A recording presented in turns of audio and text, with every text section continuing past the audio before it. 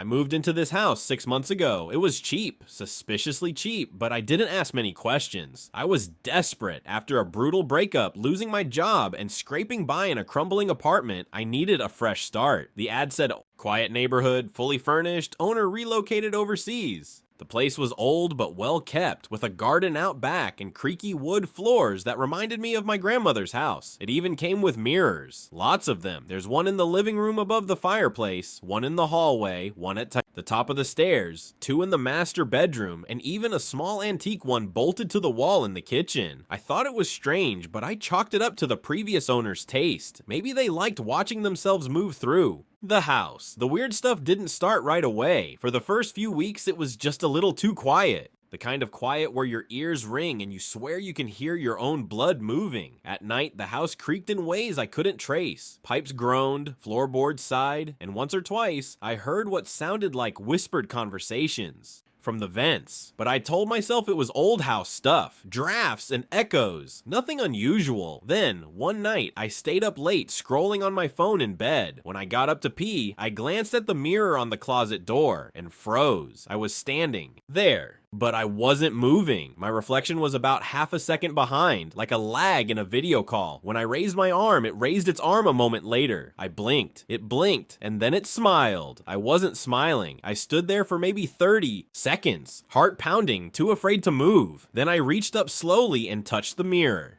Cold glass, solid, normal. The reflection blinked and sank again. Everything was fine. I told myself I was exhausted, hallucinating, just a trick of the light or my tired brain playing games. I went back to bed and forgot about it, or tried to. Didn't happen again for a while until a few nights later, around midnight again, I was brushing my teeth in the upstairs bathroom and the mirror fogged up. Nothing weird, right? Steam from the water, except there was a handprint on the other side of the glass. I live alone. I wiped it away with a towel, but it didn't smear like normal. The print stayed clear, like it had been burned into the glass. From behind, 5 long fingers, slightly too thin, palms stretched wide. And then, as I watched, another one appeared next to it, and another. They kept coming more and more until the mirror was filled with a dozen distorted handprints, like something was pressing in from the other side. I shut off the light and ran to my bedroom, locked the door, sat up all night with the hallway light on, staring at the mirror across from my bed. Nothing happened that night, but the next morning when I finally dared to look again, the mirror was spotless. Not a single print, just me. Pale, tired, jumpy. Me. It kept happening after that, always at midnight. Sometimes it was small, just a flicker of movement that didn't match mine, a shift in posture, a twitch of the mouth. Other times it was more direct, like the night I caught my reflection, mouthing something at me, no sound, just lips moving slowly, deliberately. I tried recording it once with my phone, set it up on a tripod aimed at the bedroom mirror. At 12:03, the screen went black. The file corrupted. I stopped trying after that. 2 weeks ago, things escalated. Woke up around 12:30 a.m., sweating and disoriented. Not from a nightmare, just that awful choking kind of panic that doesn't seem to come from anywhere. I turned on the lamp and looked across the room. The mirror was glowing, not brightly, just a faint sickly gray shimmer, like moonlight under murky water. And standing in it wasn't me, it was someone else. Same build, same face, but older. Hollow eyes, no color in his skin. His mouth opened wide, wider than mine ever could, into a silent scream that went on and on. I screamed too when I turned. The light fully on, it was gone. Just me again, shaking and pale. That was when I started covering the mirrors.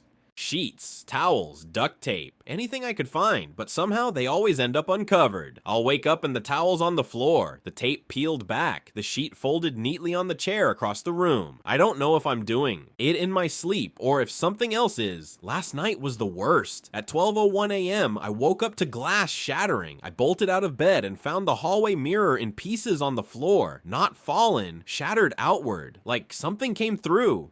Cleaned it up, hands shaking, and went to check the rest. The bathroom mirror was intact, but fogged. I leaned in, heart pounding, and swiped it clean. There was no reflection, not mine, not anyone's, just a dim, endless hallway stretching into darkness. I reached out, and it rippled like water. I yanked my hand back and ran. I slept in my car until the morning. I don't remember falling asleep, but when I woke up, my car keys were gone, and the driver's side window was rolled halfway down. Sitting on the dashboard was the towel I'd used to cover my bedroom mirror, folded, clean, waiting. I didn't go back inside until after sunrise. I sat in the car for hours, gripping the steering wheel like it was the only thing keeping me tethered to reality. The folded towel sat on the dashboard, perfectly untouched, like someone or something was taunting me, daring me to come back inside. Eventually I had to. I couldn't sit out there forever. My phone was dead, my limbs were stiff, and the creeping heat of the morning sun was baking the interior like an oven. I told myself I'd just go in, grab a few essentials, and find somewhere else to stay, anywhere else. A motel, a friend's couch, even the back of my car somewhere out in the woods. The front door was unlocked. I know I locked it. I triple-checked before running to the car last night, but it hung open now. Just a crack, like the house was breathing. Quietly through it, I stepped inside, heart hammering. It was cold. Unnaturally cold for a sunny morning. Every light I'd left on was off, and the mirrors were all uncovered again. I didn't scream. I think I was past that point, but something inside me buckled, like the weight of whatever this was had finally sunk deep into my spine. I didn't feel like a person anymore. I felt like prey. I went room by room, gathering what I could. My phone charger, wallet, a bag of clothes, a kitchen knife, not that I thought it would help, and the flashlight from under the sink. The mirrors watched me. I didn't look into them, not directly, but I could feel them, watching, following, breathing. When I got to the bedroom, something changed. The air was heavy. The mirror across from the bed wasn't just uncovered. It was pristine, cleaner than I'd ever seen it. Not a speck of dust or smudge. And for the first time in days, my reflection was there, looking right at me, only it wasn't copying my movements. I stopped. My heart thudded in my ears. My reflection stayed perfectly still, head tilted just slightly, like it was studying me. Its eyes were too wide, its skin too smooth, like a wax sculpture that had started to melt. Then it raised its hand, slowly, and tapped the glass. Tap, tap, tap. The sound echoed in my skull, like it was coming from inside my head. I backed away.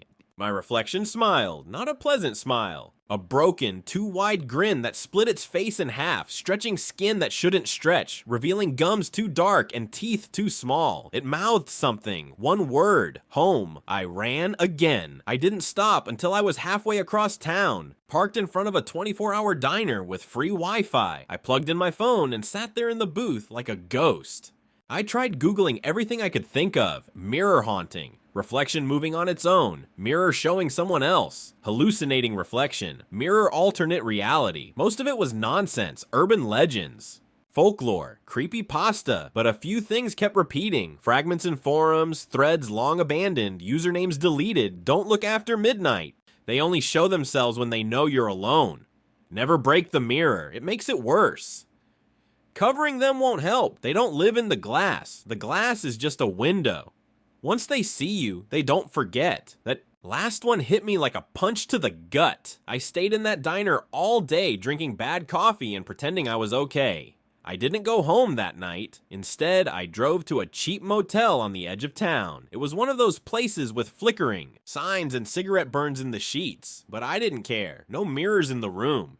Just a dirty TV and a dresser with a warped surface. I slept hard, dreamless, for the first time in weeks. But when I woke up the next morning, the motel room felt wrong, like I wasn't alone. There was a mirror on the back of the bathroom door. I could have sworn it wasn't there the night before. I hadn't seen it, but now it hung there like it had always been. A long, vertical strip of glass with a tarnished metal frame. My stomach turned. I opened the bathroom door slowly. My reflection was there. Normal, me. Just tired, puffy-eyed, still wearing yesterday's clothes. I stepped closer, and then I noticed something. The room behind me in the mirror wasn't the motel room, it was my bedroom, the one I'd left behind. Same sheets, same headboard, same mirror on the opposite wall. I turned around, still the dingy motel, but in the mirror, my old bedroom waited, lit by a soft, unnatural light. I touched the glass. It rippled, just like before. This time, I didn't pull back. I pressed my palm flat against it, and the cold sank into my bones. My reflection's eyes locked with mine. Then something behind it moved. A shadow. Tall. Thin.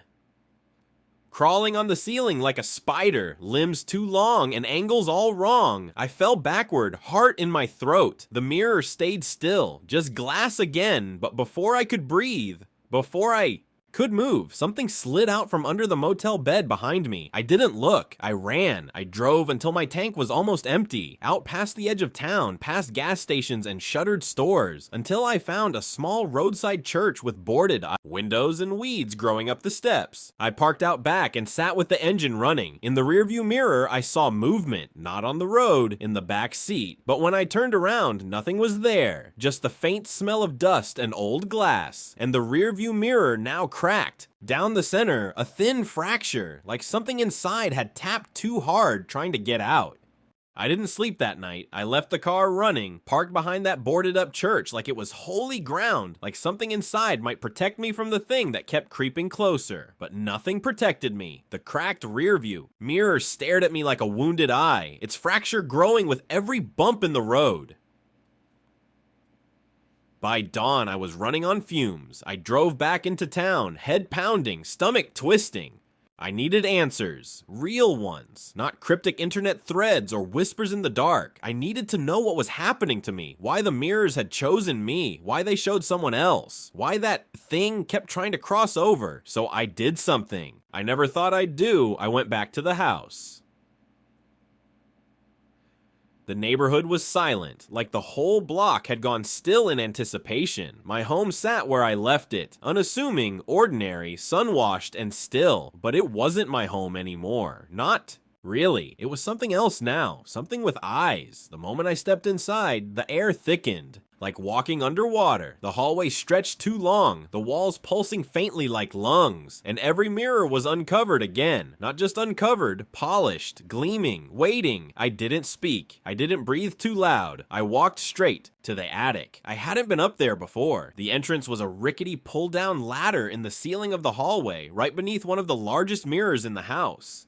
I yanked the string and climbed. It smelled like dust and old wood and something else, like wet copper, blood maybe. The light flickered overhead as I stepped into the attic and my foot hit something solid. A trunk old, locked with a rusted latch, hidden beneath a sheet that looked older than the house. I pried it open. Inside were journals, dozens of them, handwritten in spidery ink, pages yellow and curling at the edges. I picked one up at random and flipped through it. They all belonged to the previous owner. Her name was Lillian Merrick, and she'd been seeing things too. It started with the hallway mirror. One entry read, "Just a flicker at first." Then the faces. They don't belong to anyone, not even to the dead. I tried painting over them. The paint peeled by morning. They want to come through. One already did. I buried it in the basement. It still knocks.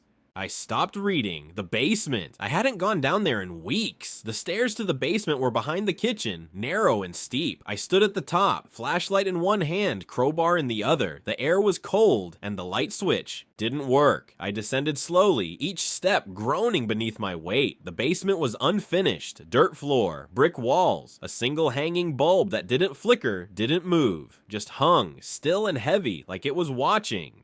And there, in the far corner, was a patch of disturbed earth. Fresh. I walked to it. My flashlight dimmed the moment I stepped near, like the darkness was feeding on it. I knelt, used the crowbar to start digging. The soil was soft, moist, and about a foot down, I hit something solid, wood, a box, not a coffin, just a makeshift crate nailed shut from the outside. I cleared the dirt and pried it open. Inside was, I don't know what it was. It had a face, but it wasn't human. It was what the mirrors had been showing me. Its skin was gray, like wax left in the sun. Its eyes were open, but there were no pupils, just swirling darkness. Its limbs were long and jointed wrong, like someone tried to make a person without knowing how. And worst of all, it was breathing, shallow, shallow, almost imperceptible, but breathing. I fell backward, crawling, scrambling, heart slamming into my ribs like it wanted out. I dropped the flashlight. It rolled across the dirt and stopped, shining on the mirror mounted to the wall behind the crate. I hadn't noticed it before. There was no reflection, just a door, and it was open. Something stepped through. I ran, screamed. Nearly broke my leg scrambling up the stairs. I didn't stop until I hit the front lawn. Didn't turn around. Didn't breathe until I was back in my car, hands shaking on the wheel. I called the only person I could think of, my sister. We hadn't spoken in months, not since the fallout after Mom's funeral, but I didn't care. She answered after 3. "Rings, I need help," I said, voice raw. "Something's wrong. I'm not safe." There was a pause. Then she said, "You sound like Dad." My blood froze. "Dad?" I whispered. "What do you mean?" "He used to talk about mirrors," she said slowly. "Said he saw things. Said they were watching him through the glass. That they wanted him to step through." I never knew that. Mom always told us he died of a stroke. That it was sudden, unexpected. But now I remembered something. The bathroom mirror in his room shattered the night he died. No one explained it. Sister gave me an address, a woman who helped our dad in his final months, someone he trusted, a therapist maybe, or something else. She lives on the edge of town in a cottage surrounded by dead trees. I drove there as fast as I could, mind spinning, reality fraying at the edges. When I arrived, she was already waiting. She opened the door before I knocked. "You're not the first," she said, her voice quiet, knowing, "but you'll need to be the last." And behind her, in her hallway, was a mirror covered in chains. The woman's name was Evelyn. She didn't give me a last name. She just led me inside like she already knew who I was and what I'd seen. Her cottage was dark, the windows boarded shut from the inside. Every reflective surface, knobs, faucets, even spoons, was wrapped in cloth or sealed with wax, except for the mirror at the end of her hallway. It was massive, floor to ceiling, framed in dark wood, scorched along the edges. Chains crisscrossed its surface, bolted to the wall like someone had tried to imprison the mirror itself. I couldn't take my eyes off it. "I can feel it," I whispered. Evelyn nodded. "It knows you now." I turned to her. "What is it?" Didn't answer right away. She walked to the hearth, stirred the embers, and dropped a bundle of dried herbs into the flames. The room filled with bitter smoke. I felt dizzy, lightheaded. My skin prickled like someone was whispering just beneath it. Then she spoke. "They're not ghosts, not demons, not anything you'd find in scripture. They're reflections that woke up. Something inside the mirrors that watched us for too long, studied us, learned us." "They're copies?" I asked. "No, worse. They're possibilities," she said. "Versions of us from places that shouldn't exist. Realities that cracked and spilled over." I remembered the thing I saw in my bedroom mirror, the smile, the tap, the way it whispered home. They want to switch places. Evelyn's eyes met mine. "Some already have." I felt sick. She poured a circle of salt around the chained mirror, took a blade from her shelf, a mirror shard wrapped in cloth, and placed it in my hand. "You brought it here," she said. "You have to send it back." My hands trembled. "I don't know how." "You do," she said. "You've seen it. You've touched it. You're already halfway there." Then she stepped back and left me alone. The mirror pulsed. Chains rattled faintly, not loud, like breathing through clenched teeth. I stepped into the circle. The room fell away. The world narrowed to glass and shadow and reflection. I raised the shard, and my reflection stared back at me.